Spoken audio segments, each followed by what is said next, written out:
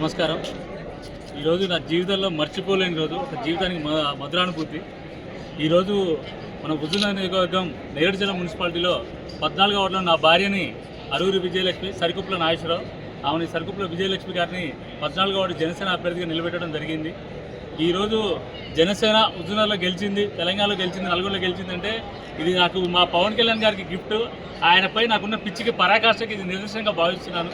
జనసేన అడుగులు తెలంగాణలో పడాలని ఆయన కోరికకి నేను ఒక గిఫ్ట్ ఇచ్చానని భావిస్తున్నాను. నా భార్య పాపం గ్రూప్ 2 చదువుతానికి ప్రిపేర్ అవుతుంది.